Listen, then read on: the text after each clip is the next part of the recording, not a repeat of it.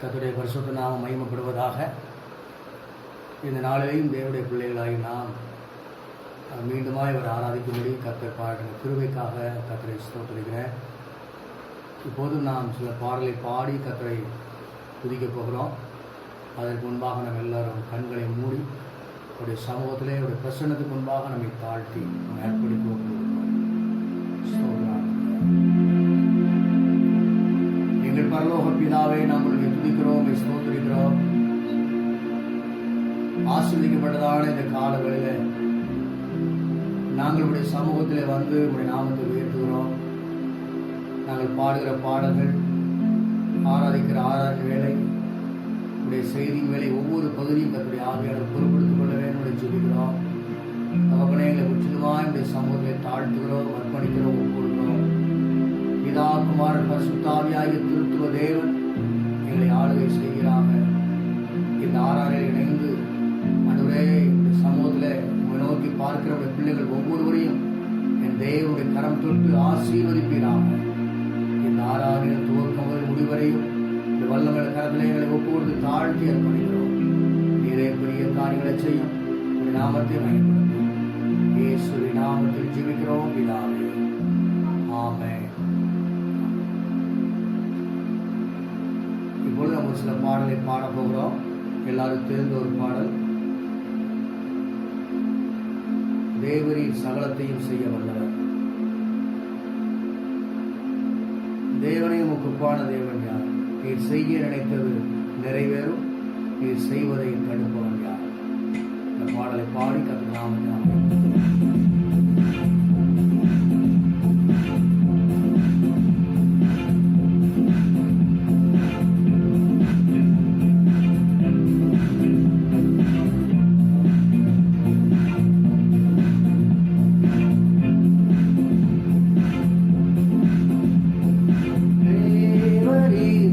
சகலமும் செய்ய வல்லவர்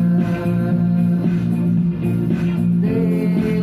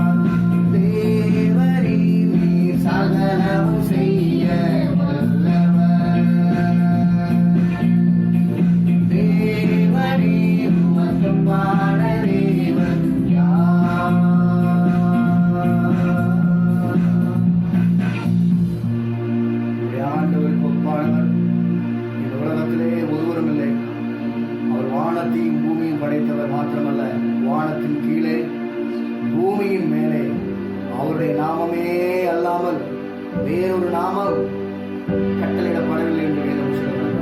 அந்த ராஜாதி ராஜாவாகிய தெய்வத்தை, நம் மகத்துவமுள்ள தேவனை, நம் மாறாத தேவனை இப்பொழுது நாம் ஆராதிக்க போகிறோம். நம்முடைய ஆண்டவர் பெரியவர். அவர் ஆபிரகாமிலும் பெரியவர், அவர் ஈசாக்கிலும் பெரியவர், அவர் யாக்கோபிலும் பெரியவர், யோனாவிலும் பெரியவர், தேவாலயத்திலும் பெரியவர்.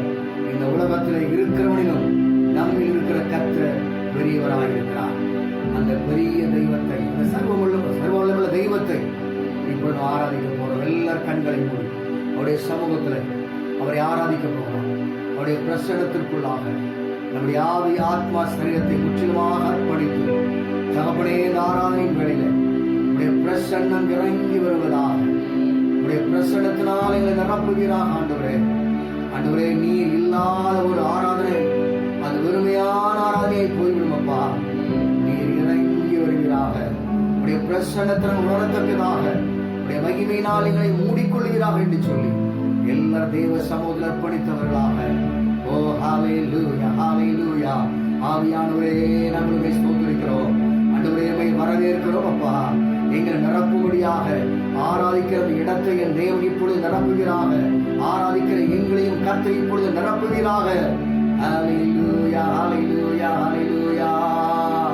சிங்காசனத்தில் வீற்றிருக்கும் பரிசுத்தரே, பரிசுத்தரே, சிங்காசனத்தில் வீற்றிருக்கும் பரிசுத்தரே, பரிசுத்தரே, ஆராதனை உமக்கே,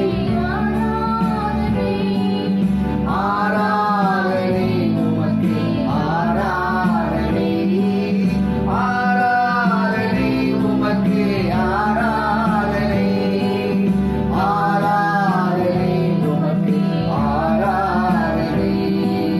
கேருபீன்கள் சேனாவிகள் போற்றிடும் எங்கள் பரிசுத்தரே. கேருபீன்கள் சேனாவிகள் போற்றிடும் எங்கள் பரிசுத்தரே. ஆராதனை உமக்கே, ஆராதனை. எல்லாம் நம்மை ஆராதிப்போம். உமக்கே ஆராதனை, ஆராதனை உமக்கே, ஆராதனை, ஆராதனை உமக்கே, ஆராதனை. ஆதியும் அந்தமும் ஆனவரே, அல்பாவும் மேகாவும் ஆனவரே. ஆதியும் அந்தமும் ஆனவரே, அல்பாவும் மேகாவும் ஆனவரே. ஆராதனை உமக்கே, ஆராதனை, ஆராதனை உமக்கே, ஆராதனை, ஆராதனை உமக்கே, ஆராதனை, ஆராதனை உமக்கே. ஆராதிக்க முடியாது. ஆராதனை உமக்கே, ஆராதனை, ஆராதனை உமக்கே, ஆராதனை. ஹல்லேலூயா. எல்லா தேவனுடைய பிரசன்னத்தை உணர்ந்தவர்களாக தகப்பனே, நம்முடைய ஆராதிக்கிறோம் ஐயா, நாங்கள் எங்களை அர்ப்பணிக்கிறோம் ஆண்டவரே என்று சொல்லி கர்த்தருடைய சமூகத்தில் எல்லாரும் ஆராதிக்க போகிறோம். நம்முடைய ஆண்டவர் உயரமும் உன்னதமுமான சிங்காசனத்திலே வீற்றிருக்கிற கர்த்தர். அவர் ராஜாதி ராஜாவாக இருக்கிறார். அந்த ராஜாதி ராஜா இன்றைக்கு இறங்கி வந்து நம்மை உயிர்ப்பித்தவர் பலப்படுத்தும்படிக்காக நம்மை முற்றிலுமாய் அர்ப்பணித்து நம்மை ஒப்பு கொடுத்து அவரை ஆராதிக்க போகிறோம். ஹல்லேலூயா, ஹல்லேலூயா. என் கண்மலையானவரே என்ற பாடலை நாம் பாடி கர்த்தரை ஆராதிக்க போகிறோம். என் கண்மலையானவரே, என்னை காக்கும் தெய்வம் நீரே என்ற பாடலை பாடி கர்த்தரை ஆராதிக்க போகிறோம். ஹல்லேலூயா. எங்கள் கண்மலையானவரே, என்னை காக்கும் தெய்வம் நீரே. எல்லாம் பாடுவோம். எங்கள் கண்மலையானவரே, என்னை காக்கும் தெய்வம் நீரே.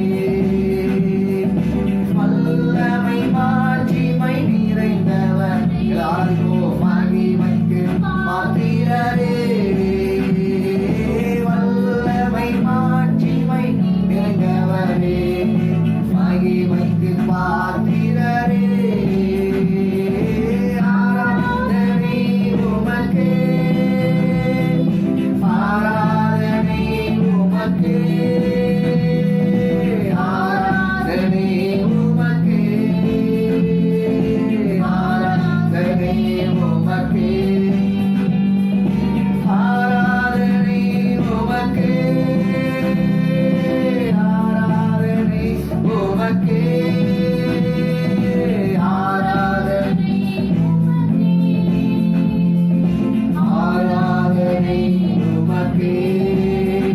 உங்கள் சிறகுகளின் நிழலில் என்றும் மகிழச் செய்தீர்.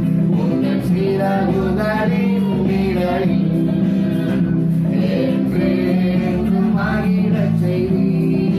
தூயவரே, தூயவரே என் துணையாளரே, துதிக்கு பாத்திரரே. தூயவரே என் துணையாளரே, துதிக்கு பாத்திரரே. ஆராதனை உமக்கே. ஆமென். அல்லேலூயா. ஆராதனை உமக்கே, ஆராதனை உமக்கே, ஆராதனை உமக்கே, ஆராதனை உமக்கே, ஆராதனை உமக்கே, ஆராதனை உமக்கே, ஆராதனை உமக்கே. இந்த பலவீன நேரங்களில், இந்த பலவீன நேரங்களில் உம் கிருபை தந்தீரையா. இந்த பலவீன நேரங்களில் உம் கிருபை தந்தீரையா. இயேசு ராஜா என் பலனானி, எதற்கும் பயமில்லையே. இயேசு ராஜா என் பலனானி, எதற்கும் பயமில்லையே. ஆராதனை உமக்கே, ஆராதனை உமக்கே, ஆராதனை உமக்கே, ஆராதனை உமக்கே, ஆராதனை உமக்கே, ஆராதனை உமக்கே, ஆராதனை உமக்கே, ஆராதனை உமக்கே.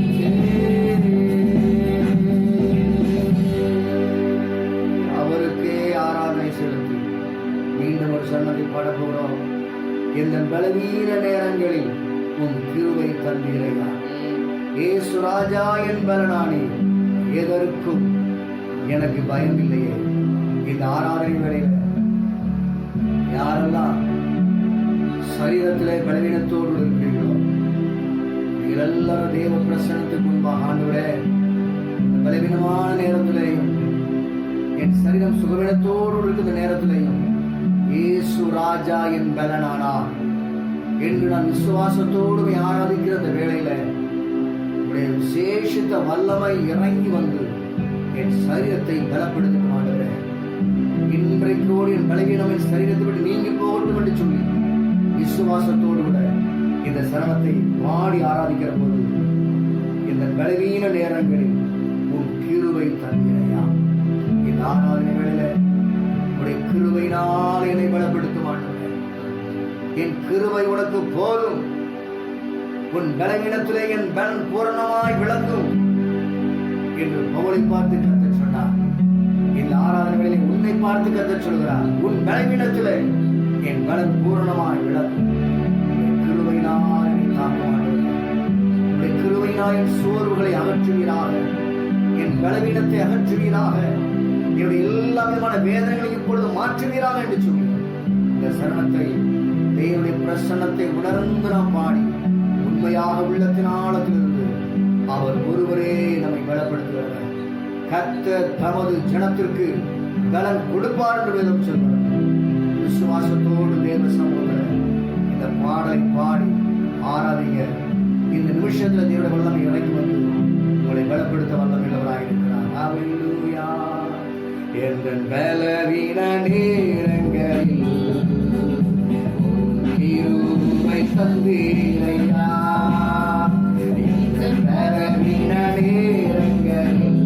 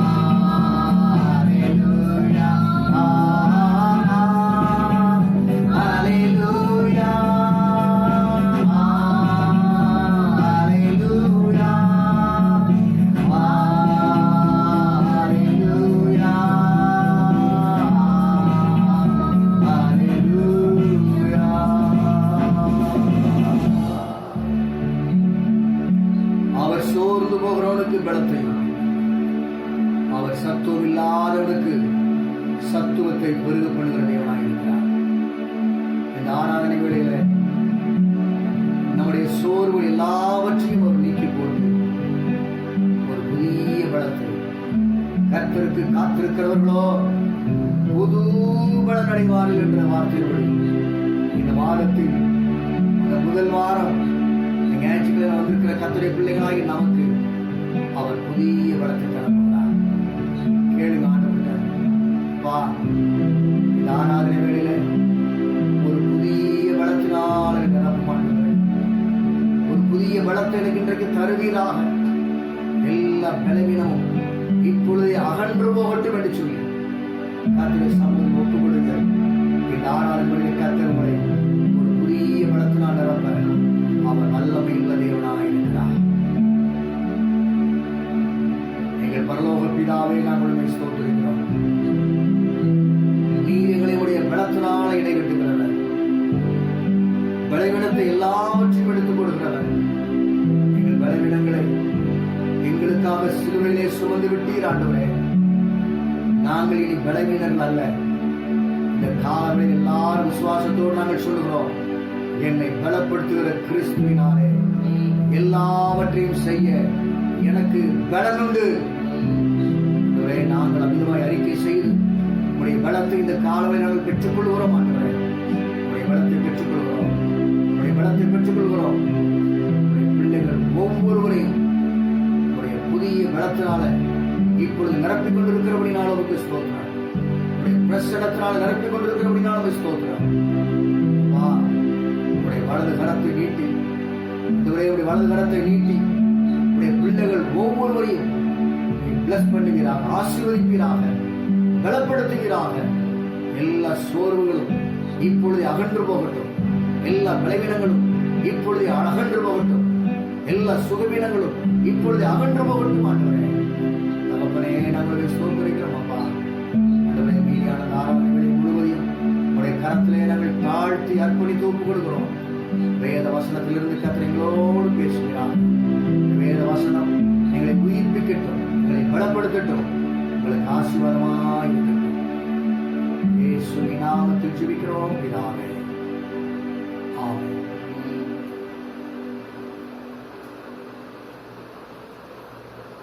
கர்த்தருடைய பரிசுத்த நாமம் மகிமைப்படுவதாக. இந்த நாளிலேயும் கர்த்தருடைய சமூகத்திலே நாம் மீண்டுமாய் வந்து ஆராதிக்கவும், உங்களை மீண்டும் சந்திக்கவும் கர்த்தர் கொடுத்த கிருபைக்காக கர்த்தரை ஸ்தோத்திரிக்கிறேன். நம்ம எல்லாரும் ஆண்டவருக்குள்ள சந்தோஷமாக இருக்கிறோம். கர்த்தர் நம்மை சந்தோஷப்படுத்தியிருக்கிறார். கர்த்தர் நம்மை கடந்த 4 மாதங்களும் அற்புதமாக நடத்தி இந்த 5வது மாதத்துக்குள் நுழையும்படியாகவும், இந்த முதலாவது இந்த ஞாயிற்றுக்கிழமை ஆராதனையிலே அவருடைய வார்த்தையை கேட்கும்படியாக கர்த்தர் கொடுத்த கிருபைக்காக நான் கர்த்தரை ஸ்தோத்திரிக்கிறேன், கர்த்தரை துதிக்கிறேன். ஆண்டவர் நல்லவர். இந்த நாளிலும் வேதத்திலிருந்து சில வசனங்களை உங்களோடு நான் பகிர்ந்து கொள்ள விரும்புகிறேன். செய்திக்காக எடுத்துக்கொண்ட வேத வசனம் ஏசாயா 66வது அதிகாரம் 1வது 2வது வசனத்தை நாம் இப்படி வாசிக்க கேட்க போகிறோம். ஏசாயா 66ஆம் அதிகாரம் 1ஆம் 2ஆம் வசனம். வேதத்தில் திருப்பிக் கொள்ளுங்கள். ஏசாயா தீர்க்கதரிசன புஸ்தகம் 66வது அதிகாரம் 1ஆம் 2ஆம் வசனம். கர்த்தர் சொல்லுகிறது என்னவென்றால், வானம் எனக்கு சிங்காசனம், வானம் எனக்கு சிங்காசனம், பூமி எனக்கு பாதபடி, பூமி எனக்கு பாதபடி. நீங்கள் எனக்கு கட்டும் ஆலயம் எப்படிப்பட்டது, நீங்கள் எனக்கு கட்டும் ஆலயம் எப்படிப்பட்டது, நான் தங்கியிருக்கும் ஸ்தலம் எப்படிப்பட்டது, நான் தங்கியிருக்கும் ஸ்தலம் எப்படிப்பட்டது. என்னுடைய கரம் இவைகளை எல்லாம் சிருஷ்டித்ததினால், என்னுடைய கரம் இவைகளை எல்லாம் சிருஷ்டித்ததினால், இவைகளெல்லாம் உண்டாயின என்று இவைகள் எல்லாம் உண்டாயின என்று கர்த்தர் சொல்லுகிறார். ஆனாலும் சிறுமைப்பட்டு ஆவியில் நொறுங்குண்டு என் வசனத்திற்கு நடுங்குகிறவனையே நோக்கி பார்ப்பேன். ஆண்டவராய் கர்த்தர் அவர் என்ன சொல்கிறார்? எல்லாவற்றையும் நான் தான் படைத்தேன் என்று சொல்வதை பார்க்கிறோம். அது மட்டுமல்ல, இந்த வேத வசனம் என்ன சொல்கிறது என்று சொன்னால், அவர் சிங்காசனம், வானம் எனக்கு சிங்காசனம், பூமி எனக்கு பாதபடி என்று சொல்கிறார். அப்படின்னு என்ன அர்த்தம்னா, இந்த உலகம் முழுவதையும் கர்த்தர் ஒருவர் தான் ஆளுகை செய்கிறார். அவர் ராஜாதி ராஜாவா இருந்து அவர் ஒருவரை ஆளுகை செய்கிறவராக இருக்கிறபடினால் அவர் ஒருவர் மாத்திரமே பெரியவராக இருக்கிறார். அது கர்த்தரே சொல்கிறார், அந்த வானத்தையும் பூமியும் நான் தான் படைச்சேன், அது மட்டுமல்ல உயரமும் உன்னதமான சிங்காசனத்தை வீற்றிருக்கிறார் என்று வேதம் ரொம்ப அழகாய் சொல்கிறது. அப்ப நம்ம ஆராதிக்கிற கர்த்தர் எப்படிப்பட்டவர்? அவர் மிகவும் பெரியவர், அவர் சர்வ வல்லமை உள்ளவர், அவர் ராஜாதி ராஜா, அவர் கர்த்தாதி கர்த்தா. அவருடைய நாமத்தை சொல்ல வேண்டுமானால் நாம் சொல்லிக்கொண்டே இருக்கலாம். அவருடைய நாமத்தை வர்ணிப்பதற்கு வார்த்தைகள் இல்லை, அவ்வளவு பெரியவர் நம்முடைய ஆண்டவர். இந்த வசனத்தின் அடிப்படையில் ஏசாயா 6ஆம் அதிகாரம் 1ஆம் வசனத்தில் ஏசாயா தரிசனம் கண்டார். அங்கே என்ன வாசிக்கிறோம் என்று சொன்னால், உயரமும் உன்னதமான சிங்காசனத்தில் வீற்றிருக்கிற ராஜாவாகிய இயேசுவை ஏசாயா கண்டார். ஆண்டவர், நம்முடைய ஆண்டவராகிய கர்த்தர் அல்லது நம்முடைய தேவன் எப்படிப்பட்டவர் என்று சொன்னால், அவர் ராஜாதி ராஜா. வானம் அவருக்கு சிங்காசனம், பூமி அவருக்கு பாதபடி. மட்டுமல்ல, இந்த வானத்தையும் பூமியையும் சகல சிருஷ்டியையும் படைத்தவர் அவர்தான், சிருஷ்டிகர் அவர்தான். அப்ப நம்முடைய தேவன் எவ்வளவு பெரியவர் என்பதை இந்த வசனத்தின் மூலமாக நாம் தெளிவாய் அறிந்து கொள்கிறோம். அவர் பெரியவர் தான், நம்முடைய ஆண்டவர் பெரியவர் தான், மிகவும் உயர்ந்தவர் தான், மிகவும் பரிசுத்தம் உள்ளவர் தான். ஆனால் இந்த வாசிக்கப்பட்ட வசனத்தில் ஆண்டவர் விதமாய் சொல்கிறார், 2ஆம் வசனத்தில், என்னுடைய கரம் இவைகள் எல்லாவற்றையும் சிருஷ்டித்ததினால் இவைகள் எல்லாம் உண்டாயின. நம்முடைய ஆண்டவர், நம்முடைய தேவன் எல்லாவற்றையும் சிருஷ்டித்ததுனால்தான் இந்த வானம் உண்டானது, இந்த பூமி உண்டானது, சூரிய சந்திர நட்சத்திரங்கள் உண்டானது, இந்த உலகத்தில் இருக்கிற எல்லா படைப்புகளும் உண்டானது. நீங்கள் நானும் உண்டாக்கப்பட்டோம். அவர் உண்டாக்காமல் எதுவுமே உண்டாகவில்லை. அப்போ அவர் எவ்வளவு பெரிய தெய்வம், எவ்வளவு ஜீவனுள்ள ஆண்டவர். அப்படிப்பட்ட தெய்வத்தை ஆராய சொல்கிறார், இவர் எல்லாவற்றையும் உண்டாக்கினேன் என்று கர்த்தர் சொல்கிறார். அவரே சொல்கிறார், கர்த்தர் சொல்கிறார், ஆனாலும் சிறுமைப்பட்டு ஆவியில் நொறுங்குண்டு என் வசனத்துக்கு நடுங்குகிறவனையே நோக்கி பார்ப்பேன். நல்லா கவனிக்க வேண்டும். சர்வ வல்லமையுள்ள ஆண்டவர், மிகவும் பெரியவர், மிகவும் உயர்ந்தவர், மிகவும் உன்னதமானவர். அவர் சொல்கிறார், நான் இவ்வளவு பெரிய தெய்வனா இருந்தாலும், வானத்தை பூமியை படைத்தாலும், இந்த சர்வ லோகத்தை ஆளுகை செய்து கொண்டிருக்கிற சர்வ வல்லமையுள்ள தேவனாக இருந்தாலும் நான் யாரை நோக்கி பார்ப்பேன் என்று கர்த்தர் இங்கே சொல்கிறார். 3 விதமான சூழ்நிலைகளுக்குள் இருக்கிற தேவனுடைய பிள்ளைகளை நோக்கி பார்ப்பேன் என்று சொல்கிறார். இங்கே வாசிக்கிறேன், மீண்டும் வாசிக்கிறேன். சிறுமைப்பட்டு ஆவியில் நொறுங்குண்டு என் வசனத்திற்கு நடுங்குகிறவனையே நோக்கி பார்ப்பேன் என்று சொல்லப்பட்டிருக்கிறார். அவருடைய ஆண்டவர் யார் என்று சொன்னால், அவர் நம்மை நோக்கி பார்க்கிறவர். நீங்க ஒரு கஷ்டம்னு வந்தா நம்மளை யார் நோக்கி பார்ப்பா? வசதி வாய்ப்புகள் இருந்தா, நல்ல சூழ்நிலையில் இருந்தா நம்மை நோக்கி பார்ப்பதற்கோ விசாரிப்பதற்கோ நம்மோட ஐக்கியப்படுவதற்கோ நிறைய பேர் இருக்காங்க. ஆனால் கஷ்டமான ஒரு சூழ்நிலைகளில் அல்லது கஷ்ட காலங்களிலே நம்ம யாராவது நோக்கி பார்ப்பாங்கன்னா நோக்கி பார்க்க மாட்டாங்க. உபகாரமும் செய்ய மாட்டாங்க, உபத்திரம் பண்ணாமலும் இருக்க மாட்டாங்க. ஒன்று உதவி செய்யணும், இல்லை உபத்திரம் பண்ணாமல் இருக்கணும். ஆனால் நம்முடைய ஆண்டவராய் கர்த்தர் என்ன செய்கிறவர்? நம்மை நோக்கி பார்க்கிறவர், உற்று பார்க்கிறவர், நம்மை கவனிக்கிறவர். யாரை என்று சொன்னால், முதலாவது 3 காரியங்கள் ஆண்டவர் யாரை நோக்கி பார்க்கிறார். ஒன்று, இந்த வசனத்தின்படி அங்கே சொல்லப்பட்டிருக்கிறது, சிறுமைப்பட்டவனை நோக்கி பார்ப்பேன். ஆண்டவர் உயர்ந்தவர், உன்னதமானவர், பெரியவர். ஆனால் அவருடைய கண்கள் யாரை நோக்குகிறது என்று வேதம் சொல்வது என்றால், சிறுமைப்பட்டவனை நான் நோக்கி பார்க்கிறேன். கர்த்தருடைய பிள்ளைகளாகி நீங்கள் நானும் அநேக நேரங்களில் சிறுமைப்படுகிறோம். சங்கீதக்காரன் சொல்லும்போது, நானோ எளிமையும் சிறுமையுமானவன், கர்த்தரோ என் மேல் நினைவாயிருக்கிறார். அது மட்டுமல்ல, சிறுமைப்பட்டவன் மேல் சிந்தையுள்ளவன் பாக்கியவான் என்று வேதம் சொல்கிறது. அப்படியானால் அவருடைய ஆண்டவர் யாரை நோக்கி பார்க்கிறார் என்றால், சிறுமைப்பட்டிருக்கிறவர்களை அவர் நோக்கி பார்க்க வல்லமுள்ள தேவனாயிருக்கிறார். நான் சிறுமைப்பட்டிருக்கிறேனே அல்லது ஒடுங்கி இருக்கிறேனே என்று நினைத்து கவலைப்பட வேண்டிய அவசியம் இல்லை. நம்முடைய வல்லமுள்ள ஆண்டவர், நம்முடைய தேவன் நம்மை நோக்கி பார்ப்பதற்கு அவர் போதுமானவராக இருக்கிறார். ஒரு வசனத்தை வாசிப்போம். ஆதியாகமத்தின் புஸ்தகத்தில் 29ஆம் அதிகாரத்தின் 31வது 32வது வசனத்தை நாம் இப்பொழுது வாசிக்க கேட்போம். ஆதியாகமம் 29ஆம் அதிகாரம் 31ஆம் 32ஆம் வசனம். லேயாள் அற்பமாய் எண்ணப்பட்டாள் என்று கர்த்தர் கண்டு அவர் கர்ப்பம் தரிக்கும்படி செய்தார். அவளை கர்ப்பம் தரிக்கும்படி செய்தார். ராகாலோ மலடியாயிருந்தாள். லேயாள் கர்ப்பவதியாகி ஒரு குமாரனை பெற்று கர்த்தர் என் சிறுமையை பார்த்தருளினார். இப்பொழுது என் புருஷன் என்னை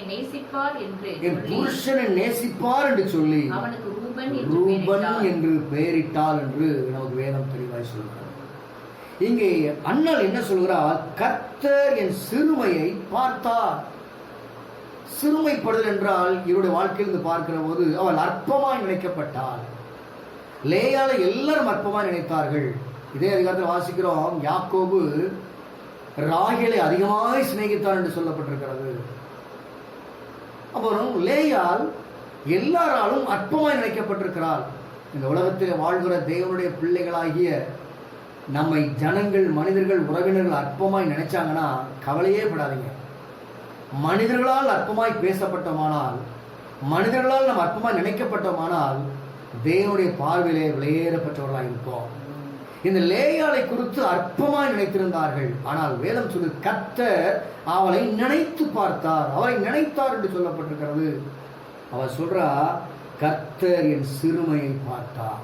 இன்னைக்கு நம்மளும் சொல்ல முடியும், நம்ம எவ்வளவு சூழ்நிலையில் சிறுமப்படுத்தப்பட்டிருந்தோம், கர்த்தர் மட்டும் என்னை கவனியாது இருந்திருப்பாரானால், அல்லது கர்த்தர் மட்டும் என்னை பார்க்காமல் இருந்திருப்பாரானால் என் சிறுமை ஒரு நாள் மாற்றப்பட்டிருக்காது.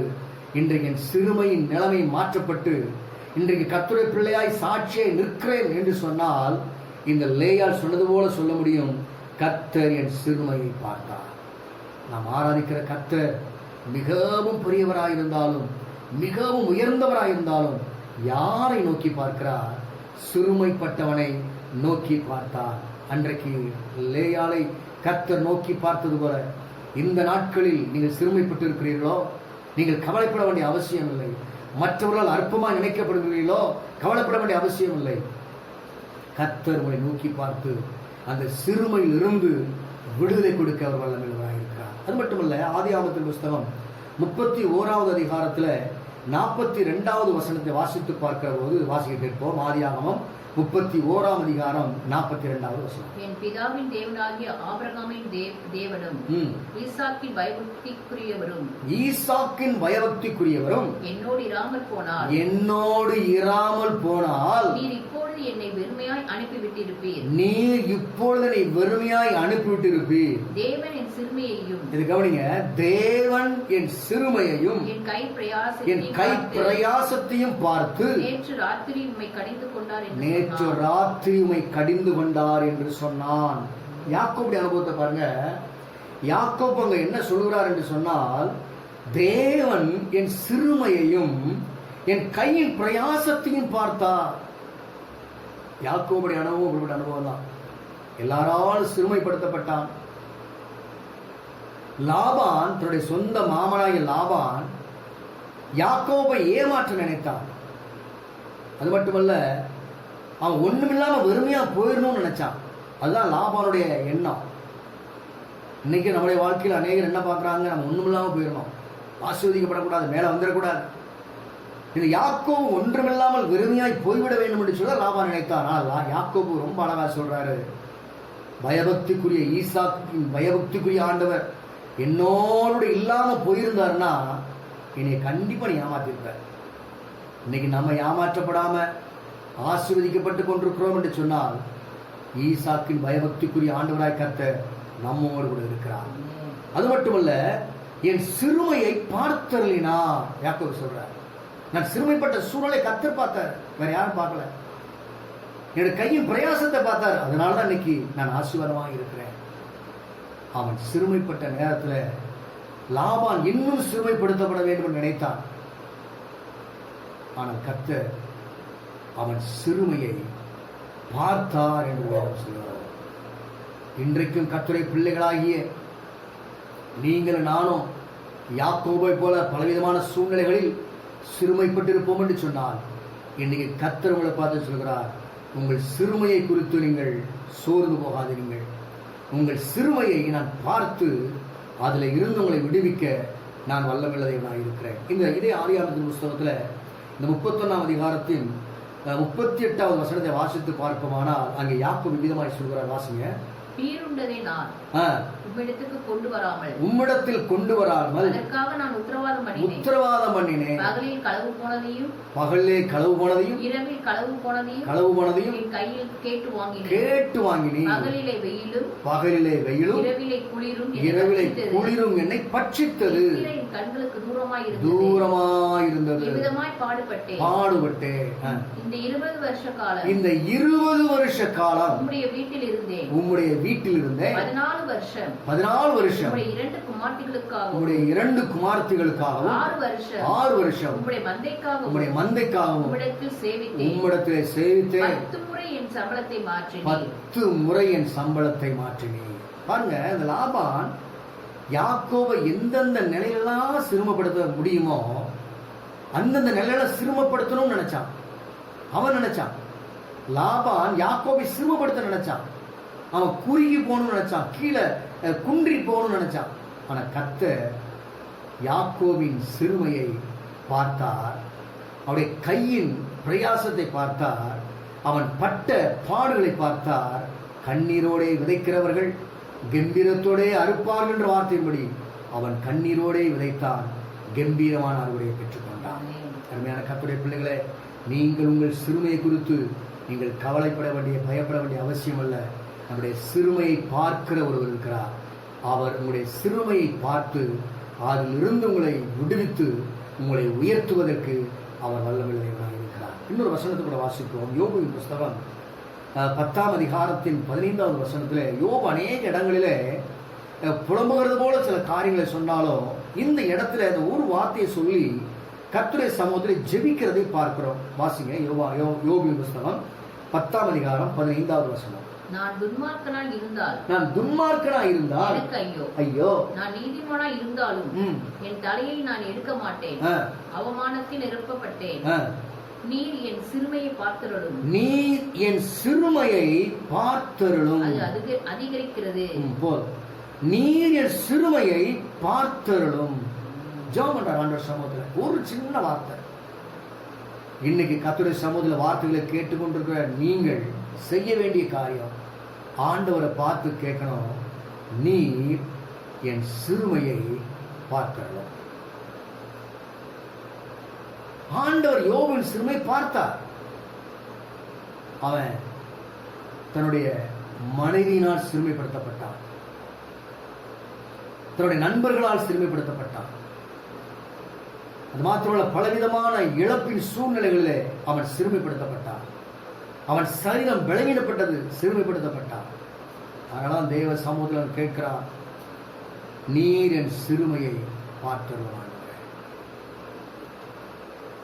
நாகும் தீர்க்கதரிசன புஸ்தகத்தில் 1ஆம் அதிகாரம் 12ஆம் வசனத்தை வாசிப்போமானால் அங்கே ஒரு காரியம் சொல்லப்பட்டிருக்கிறது.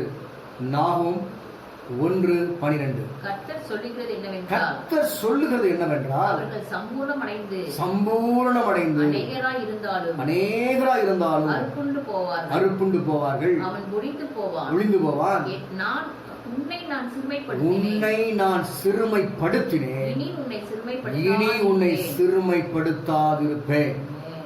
இந்த வசனம் என்ன சொல்றது? சம்பூர்ணமாய் இருந்தார்கள். யோபு எப்படி இருந்தான்? ஃபர்ஸ்ட் சம்பூர்ணமாய் இருந்தான். அதுக்கு ஒரு எப்படி ஆயிட்டான்? அறுப்புண்டு போனான், ஒன்றுமில்லாமல் போனான். ஆனால் இந்த சிறுமையை அனுமதித்தது யார் என்றால் நமக்கு எல்லாருக்கும் தெரியும், கர்த்தர் தான் அனுமதித்தார் இந்த யோபுடைய வாழ்க்கையில் சிறுமையை. இந்த வேத வசனம் சொல்கிறது, நான் உன்னை சிறுமைப்படுத்தினேன், இனி சிறுமைப்படுத்தாதிருப்பேன். இன்னைக்கு உங்களை பார்த்து ஆண்டவர் சொல்றாரு, இனி உங்கள் வாழ்க்கையில் சிறுமை இல்லை. இனி நீங்கள் குறுகி போக மாட்டீங்க, சிறுமையாக மாட்டீங்க. நான் சிறுமைப்படுத்தினேன், இனி சிறுமைப்படுத்தாதிருப்பேன். இந்த வார்த்தையை அப்படியே விசுவாசிங்க. ஆண்டவர் எல்லா சிறுமைப்பட்ட சூழ்நிலைகளிலிருந்து, சிறுமைப்பட்டு சிறைப்பட்டிருந்த சூழ்நிலையிலிருந்து அவர் விடுவித்து உங்களை மேன்மைப்படுத்த வல்லமையுள்ளவராக இருக்கிறார். இந்த யோபு சம்பூர்ணமாய் வாழ்ந்தான். ஆனால் ஒன்றும் இல்லாமல் அவன் எல்லாம் அறுப்புண்டு போகத்தக்கதாக இழந்து போனான். 42ஆம் அதிகாரத்தில் வாசித்து பார்க்கிறோம். அவனை ஆண்டவர் மீண்டுமாக சிறுமைப்படுத்தினார். நான் இனி சிறுமைப்படுத்த மாட்டேன் என்று சொன்னார். அவன் இரட்டிப்பான ஆசீர்வாதத்தினால் ஆசீர்வதித்து அதுக்கு பிற்பாடு அவனை கர்த்தர் சம்பூர்ணமுள்ளவராய் மாற்றினார் என்று நாம் வேதத்தில் வாசிக்கிறோம். அருமையான கர்த்தருடைய பிள்ளைகளே, நம்முடைய ஆண்டவர் எவ்வளவு பெரியவர், எவ்வளவு நல்லவர், எவ்வளவு இரக்கமுள்ளவர். ஆனாலும் அவர் யாரை நோக்கி பார்க்கிறார்? முதலாவது வேதத்தில் தியானித்தோம், சிறுமைப்பட்டு இருக்கிறவர்களை நான் நோக்கி பார்ப்பேன். இரண்டாவது, ஆண்டவர் யாரை நோக்கி பார்க்கிறார்? யாரை நோக்கி பார்க்கிறார் என்றால், ஆவியில் நொறுங்குண்டவனை நோக்கி பார்ப்பேன். இரண்டாவது, ஆவியில் நொறுங்கி இருக்கிறவர்களை, நொறுங்குண்டவரை நோக்கி பார்ப்பேன் என்று ஆண்டவர் சொல்கிறார். ஒரு வசனம் சொல்கிறது, 147வது சங்கீதம் 3வது வசனம் விகிதமாய் சொல்கிறது, இருதயம் நொறுங்குண்டவனை குணமாக்குகிறார், அவருடைய காயங்களை கட்டுகிறார். அவருடைய ஆண்டவர் யார் என்று சொன்னால், இருதயம் நொறுங்கி போய் இருக்கிறவர்களுக்கு அவர் சுகத்தை கொடுக்கிறார். இருதயம் நொறுங்குண்டவர்களை குணமாக்குகிறார். அவருடைய காயங்களை என்ன செய்கிறார்? கட்டுகிறார் என்று வேதம் சொல்கிறார்.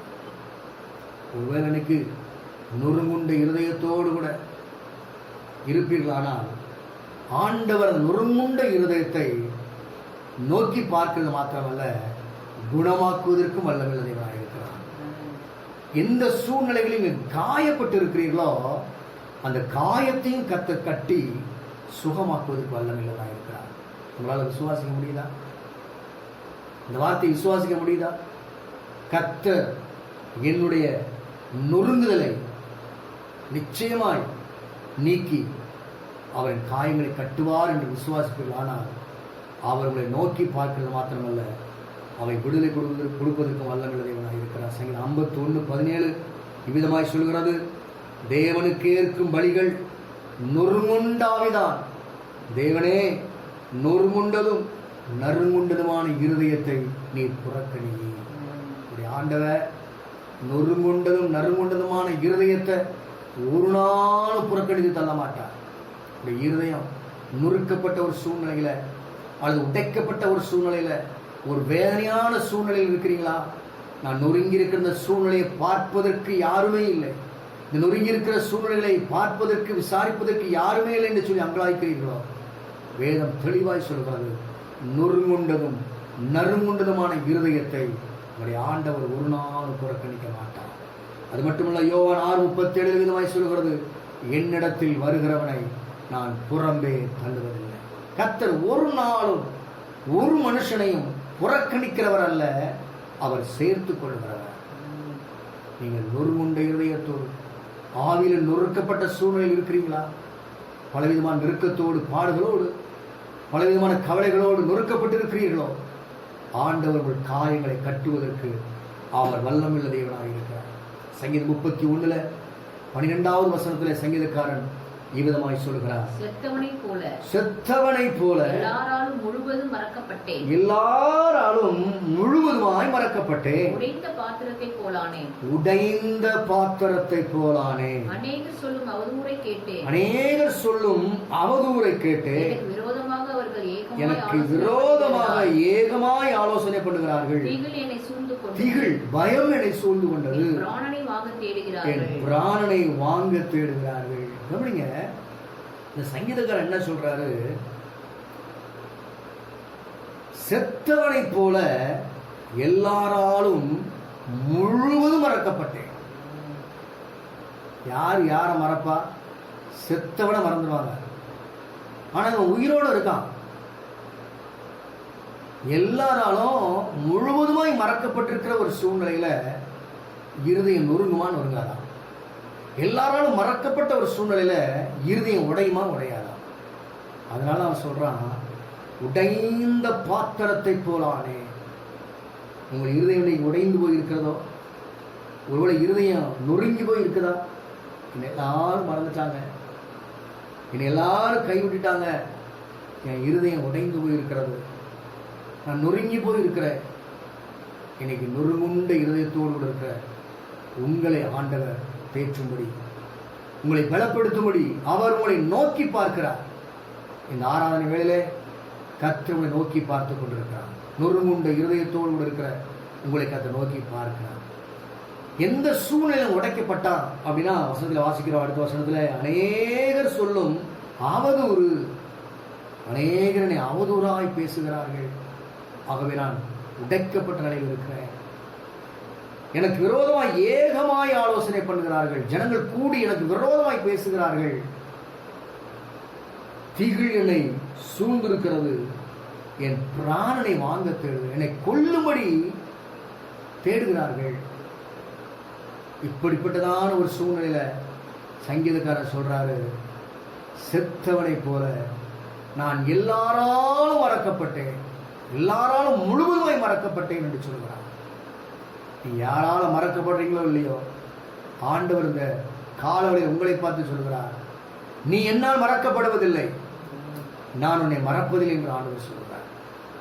சங்கீதக்காரருடைய வாழ்க்கையில் அப்படி ஒரு அங்கலாய்க்கிற ஒரு சூழ்நிலை, உடைந்த ஒரு பாத்திரத்தை போல கதறுகிற ஒரு சூழ்நிலை. அவன் நொறுங்குண்ட இருதயத்தை கர்த்தர் நிச்சயமாய் பார்த்தார். பார்த்து என்ன செய்தார்? இதே சங்கீதத்தை வாசிக்கிறோம். 31ஆம் சங்கீதம் 23ஆம் வசனம் இவ்விதமாய் சொல்கிறது. வாசிக்க கேட்போம். கர்த்தருடைய பரிசுத்தவான்களே, கர்த்தருடைய பரிசுத்தவான்களே, எல்லாரும் அவரில் அன்பு கூறுங்கள், அவரில் அன்பு கூறுங்கள். உண்மையானவனை கர்த்தர் தற்காத்து, உண்மையானவனை கர்த்தர் தற்காத்து, இடும்பு செய்கிறவனுக்கு பூரணமாய் பதிலளிப்பார், இடும்பு செய்கிறவனுக்கு பூரணமாய் பலனளிக்கிறார். இங்க என்ன சொல்லப்பட்டிருக்கிறது? உண்மையானவனை தற்காத்து. இவன் உடைக்கப்பட்ட பாத்திரமாக இருந்தாலும், ஒரு நொறுங்கி போன ஒரு சூழ்நிலைகளுக்குள் இந்த சங்கீதக்காரன் வாழ்ந்தாலும், கர்த்தருடைய பார்வையில அவன் உண்மை இல்லவனாய் இருந்தபடினாலே கர்த்தர் அவனை தற்காத்தார். எல்லாருடைய சத்துக்களுக்கு முன்பாக என்னை கொல்லும்படி, என்னை பிராணனை வாங்கும்படி தேடின அந்த ஜனங்களுக்கு முன்பாக அவனை பாதுகாத்தார் என்று சொல்லி வேதம் நாம் ரொம்ப அழகாக தெளிவாக சொல்கிறதை நாம் வாசிக்க முடிகிறது. அதனால உடைய வாழ்க்கையில ஆவியில் நொறுங்குண்டு இருக்கிறவர்களை நான் நோக்கி பார்ப்பேன் என்று சொன்ன ஆண்டவர், இன்றைக்கு நொறுங்குண்ட இருதயத்தோடு இருக்கிறீங்களா? ஆண்டவர் நோக்கி பார்க்கிறார். அது மட்டுமல்ல, தற்காத்து அவர் உங்களுக்கு தர வேண்டிய பலனையும் ஆசீர்வாதத்தை கொடுப்பார். அந்த ஆசீர்வாதத்தை பெற்றுக்கொண்டு ஒரு நாமத்தை மயப்படுத்த வேண்டும். மூன்றாவது, அவர் யாரை நோக்கி பார்க்கிறார் என்றால், என் வசனத்திற்கு நடுங்குகிறவனையே நான் நோக்கி பார்ப்பேன், என் வசனத்துக்கு நடுங்குகிறவனையே நான் நோக்கி பார்ப்பேன் என்று கர்த்தர் சொல்கிறார். வசனத்துக்கு நடுங்குகிறவன்னா யாரு? ஆண்டவருடைய வசனத்திற்கு பயப்பட வேண்டும், கர்த்தருடைய வார்த்தைக்கு பயப்பட வேண்டும். அவருடைய வார்த்தைக்கு யாரெல்லாம் நடுங்குகிறார்களோ, அவருடைய வசனத்துக்கு யாரெல்லாம் பயப்படுகிறார்களோ அவர்களை கர்த்தர் நோக்கி பார்க்கிறார். வசனத்துக்கு பயப்படுறீங்களா? கர்த்தரை நோக்கி பார்ப்பார். இதை ஏசாயா 66ஆம் அதிகாரத்தில் 4வது வசனத்தை வாசியுங்கள். நான் கூப்பிட்டும் மறு உத்தரவு கொடுக்கிறவன் இல்லாமலும் நான் பேசியும் கேளாமலும் அவர்கள் என் பார்வைக்கு பொல்லாப்பானதை செய்து விரும்பாததை தெரிந்து கொண்டது நிமித்தம் நானும் அவர்களுடைய ஆபத்தை தெரிந்து கொண்டு அவர்களுடைய திகில்களை அவர்கள் மேல் வரப்பண்ணுவேன். போதும். இது யாரு அப்படின்னா, வசனத்துக்கு பயப்படாதவங்க, வசனத்துக்கு நடுங்காதவங்க யாருன்னா, நான் கூப்பிட்டும் மறு உத்தரவு கொடுக்காதவன், நான் பேசியும் கேளாதவர்கள். ஆண்டவர் சில இடத்துல பேசும்போது செவி கொடுத்து கேட்கறது கிடையாது. அவங்களாம் யாருன்னா வசனத்துக்கு பயப்படாதவங்க. அது மட்டுமல்ல, என் பார்வைக்கு பொல்லாப்பானதை செய்கிறவன், நான் விரும்பாததை தெரிந்து கொள்கிறவன். ஆண்டவர் எதை விரும்பலையோ அதை செலக்ட் பண்றது. ஆண்டவர் விரும்புகிறத தெரிந்து கொள்றது இல்லை, ஆண்டவர் விரும்பாத தெரிந்து கொள்கிறவங்க யாருன்னா வசனத்துக்கு பயப்படாதவங்க. அது நிமித்தம் நான் அவர்களுடைய ஆபத்தை தெரிந்து கொண்டு அவர்களுடைய திகில்களை அவர்கள் மேல் வரப்பண்ணுவேன், பயத்தை அவர்கள் மேல் வரப்பண்ணுவேன் என்று ஆண்டவர் அங்கே சொல்வதை பார்க்கிறோம். ஆகவே வசனத்தை கேட்காதவர்கள், அல்லது வசனத்திற்கு பயப்படாதவர்கள் யார் என்று சொன்னால் இவர்கள் தான். வாசித்த இது 4ஆம் வசனத்தில் உள்ளவர்கள் தான். அதில் 66ஆம் அதிகாரத்தின் 5ஆம் வசனத்தை நான் வாசிக்க கேட்போம். கர்த்தருடைய வசனத்திற்கு நடுங்குகிறவர்களே, அவருடைய வார்த்தையை கேளுங்கள். என் நாமத்து நிமித்தம் உங்களை பகைத்து உங்களை அப்புறப்படுத்துகிற உங்கள் சகோதரர் கர்த்தர் மகிமைப்படுவாராக என்கிறார்களே, அவர் உங்களுக்கு சந்தோஷம் உண்டாகும்படி காணப்படுவார். ஆனால் தேவனுடைய பிள்ளைகளாகிய நமக்கு அந்த வசனத்துக்கு நடுங்குகளை பார்த்து சொல்கிறார், அவர் உங்களுக்கு சந்தோஷம் உண்டாகும்படி காணப்படுவார். அவர்களோ வெட்கப்படுவார்கள். யார் வெட்கப்படுவாங்கன்னா, வசனத்துக்கு நடுங்காதவங்க வெட்கப்படுவாங்க, வசனத்துக்கு பயப்படாதவங்க வெட்கப்பட்டு போயிருவாங்க. ஆனா வசனத்துக்கு நடுங்குகிறவர்களை கர்த்தர் நோக்கி பார்க்கிறது மாத்திரமல்ல, அவர்களுக்கு அவர் சொல்கிறார், அவர் உங்களுக்கு சந்தோஷம் உண்டாகும்படி காணப்படுவார். இந்த காலவழியில ஆண்டவர் இந்த வார்த்தை உங்களுக்கு ஒரு வாக்கு தத்தமாக கொடுக்கிறார்.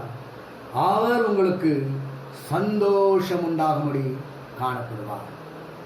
வசனம் நல்லா இருக்கு பாஸ்டர், ஆனா இன்னைக்கு தேசத்தின் சூழ்நிலை சந்தோஷப்படுகிறது போல இல்லை. மிகுந்த வேதனையா இருக்கு, மிகுந்த துக்கமா இருக்கு. நஷ்டத்துக்கு மேல நஷ்டம், கஷ்டத்துக்கு மேல கஷ்டம் சொல்லி துயரப்படுகிற துக்கப்படுகிற உங்களை பார்த்து தான் இந்த காலையில் கர்த்தர் சொல்கிறார், தெளிவாய் சொல்கிறார், அவர் உங்களுக்கு சந்தோஷம் உண்டாக காணப்படுவார். எத்தனை பேர் விசுவாசிக்கிறீங்க? எத்தனை பேர் ஏற்றுக்கொள்றீங்க? ஏற்றுக்கொள்கிற தேவனுடைய பிள்ளைகளாகி உங்களுக்கு அவர் சந்தோஷத்தை கொடுப்பதற்கு போதுமானவராக இருக்கிறார். அவர்கள் என்ன செய்வார்கள்? துக்கப்படுவார்கள் என்று சொல்லப்பட்டிருக்கிறது, வெட்கப்படுவார்கள் என்று சொல்லப்பட்டிருக்கிறது. வசனத்தை கேளாம போனா, வசனத்துக்கு பயப்படாம போனா, வசனத்துக்கு நடுங்காம போனா வெட்கப்படுவான். ஆனால் வசனத்திற்கு நடுங்கி கர்த்தருக்கு பயந்து அவருடைய நாமத்தை மகிமைப்படுத்துகிற பிள்ளைகளாக இருப்போமானால் அவர் உங்களுக்கு சந்தோஷம் உண்டாக காணப்படுவார்.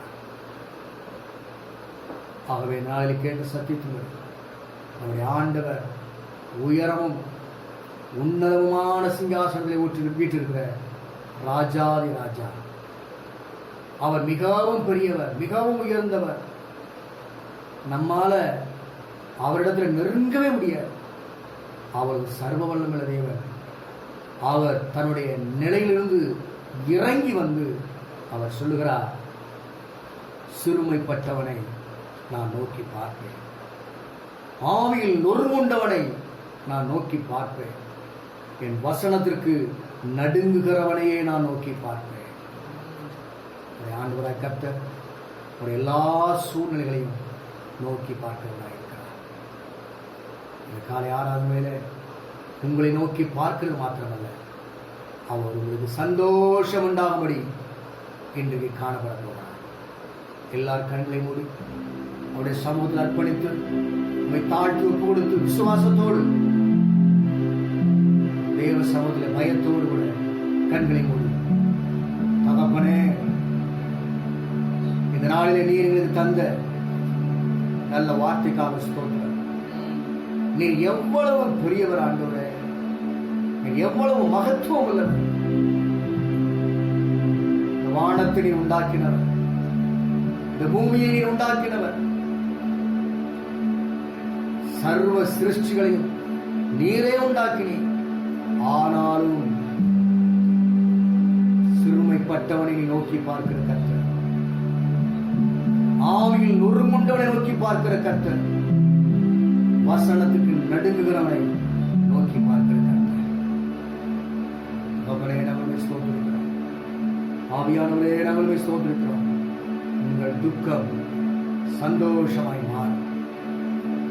உன் துக்க நாட்கள் முடிந்துவோ அவர்களுக்கு சந்தோஷம் உண்டாகும். அவர்களுக்கு காணப்படுவார். சந்தோஷமும் மகிழ்ச்சியும் அவர் கேட்கும்படி செய்கிற கர்த்தர். Praise the Lord. Hallelujah. தகப்பனே நாங்கள் ஸ்தோத்திரிக்கிறோம். உங்கள் துக்கம் சந்தோஷமாய் மாறும். எங்கள் கவலைகள் கண்ணீர் எல்லாம் மறைந்துவிடும். உங்கள் துக்கம் மாறும். உங்கள் கவலைகள் கண்ணீர் கலங்காதே மகனே, கலங்காதே மகனே. எல்லாம் விசுவாசத்தோடு கலங்காதே மகனே, கலங்காதே மகனே. நம் இயேசு கைவிட மாட்டார், ஒருபோதும் கைவிட மாட்டார். இயேசு கைவிட மாட்டார். எங்கள் துக்கம் சந்தோஷமாய் மாறும். எங்கள் கவலைகள் கண்ணீர் எல்லாம் மறைந்துவிடும். எல்லாம் சொல்லுங்க, எங்கள் துக்கம் சந்தோஷமாய் மாறும். எங்கள் கவலைகள் கண்ணீர் எல்லாம் மறைந்துவிடும். உருமுண்ட இதயம் தேற்றுகிறார், உடைந்த உள்ளம் தாங்குகிறார். உருமுண்ட இதயத்தை அவர் தேற்றுகிறார் இருக்கிறார். உடைந்த உள்ளத்தை அவர் தாங்குகிறார். காயங்கள் அனைத்தையும் கட்டுகிறார், கண்ணீர் துடைக்கின்றார். விசுவாசத்தோடு காயங்கள் அனைத்தையும் கட்டுகிறார், கண்ணீர் துடைக்கிறார். கண்ணீர் துடைக்கிறார்.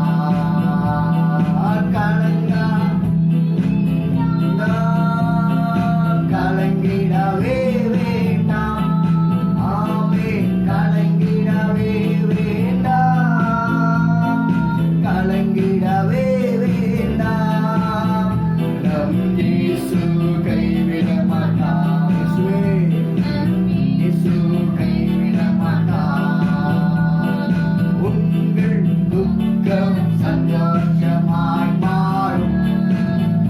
உங்கள் கவலைகள் கண்ணீர் எல்லாம் மறைந்து. எல்லாம் சொல்லி பாருங்க. உங்கள் துக்கம் சந்தோஷமாய் மாறும்.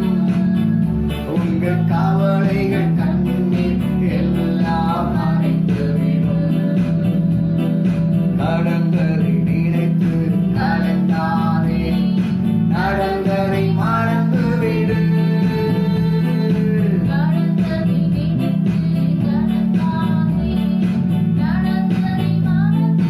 கர்த்தர் புதியன செய்வார்.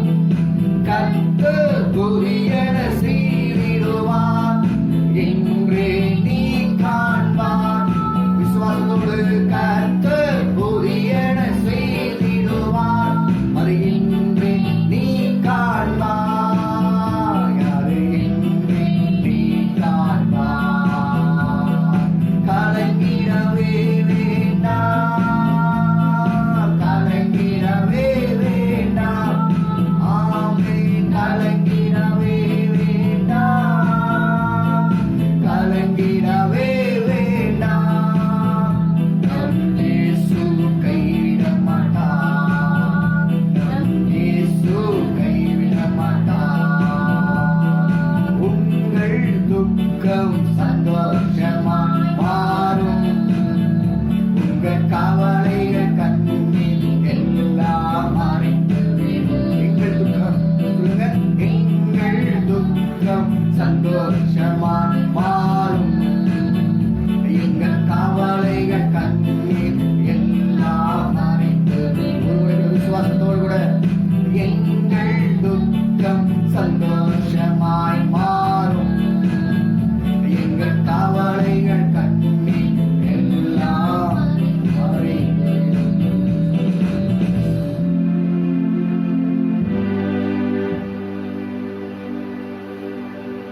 எங்கள் பரலோக பிதாவே, நாங்கள் ஸ்தோத்திரிக்கிறோம். இந்த கால வேளையில் நம்முடைய வசனத்தை தியானிக்கும்படியாக நீ தந்த கிருபைக்காக ஸ்தோத்திரிக்கிறோம். நீ உயர்ந்தவர், உன்னதமானவர், மகத்துவம் சிறந்தவர், மாறாதவர், மகிமையானவர். அப்படிப்பட்ட உயர்ந்த தெய்வம். தாழ்வில் இருக்கிற எங்களை உடைய கண்கள் நோக்கி பார்க்கிறதாண்டவர். நாங்கள் எவ்வளவு சாக்கியம் பெற்றவர்கள், நாங்கள் எவ்வளவு பாக்கியவான்கள் ஆண்டவரே. தாழ்வில் நினைத்தவரை துதியுங்கள், அவர் கிருபை என்றும் உள்ளது என்று சங்கீதக்காரன் சொல்லுகிறது போல, தாழ்வில் இருந்த எங்களை நீர் நோக்கி பார்த்ததினால்தான் இன்றைக்கு நாங்கள் ஆசீர்வதிக்கப்பட்டிருக்கிறோம். அதை ஒவ்வொரு நாளும் நினைத்து நாங்கள் உங்களுக்கு நன்றி சொல்லும்படியான கிருபைகளை தருவீராக. நாங்கள் சிறுமைப்பட்ட நேரத்தில் எல்லாம் நீ எங்களை நோக்கி பார்த்திருக்கிறீர். நாங்கள் ஆவியில் நொறுமுண்ட போதெல்லாம் நீ எங்களை நோக்கி பார்த்திருக்கிறீர். நாங்கள் வசனத்திற்கு நடுங்கின போதெல்லாம் நீ எங்களை நோக்கி பார்த்தது மாத்திரமல்ல, நீர் எங்களுக்கு சந்தோஷம் உண்டாக காணப்பட்டிருக்கிறீர் ஆண்டவரே. இப்போது மீண்டும் ஒரு வார்த்தையை சொல்கிறேன், நான் உங்களுக்கு சந்தோஷம் உண்டாகும்படி காணப்படுவேன் என்று சொல்லி அந்த வார்த்தையின்படியே உடைய பிள்ளைகளின் தேவன் சந்தோஷத்தினால் நடத்துகிறார். பிள்ளைகள் துக்கம் எல்லாம் சந்தோஷமாய் மாறட்டும், சந்தோஷமாய் மாறட்டும், சந்தோஷமாய் மாறட்டும். பிதா குமாரன் பரிசுத்தாவின் நாமத்தினாலே உடைய பிள்ளைகளுடைய துக்கம் சந்தோஷமாய் மாறட்டும் என்று சொல்லி வாழ்த்தி ஆசீர்வதிக்கிறேன். பிள்ளைகள் ஆசீர்வதிக்கப்படுவார்களாக, ஆசீர்வதிக்கப்படுவார்களாக, சமாதானத்தினால் நிரப்பப்படுவார்களாக, நன்மையினால் நிரப்பப்படுவார்களாக, கிருபையினால் நிரப்பப்படுவார்களாக, பலத்தினால் நிரப்பப்படுவார்களாக.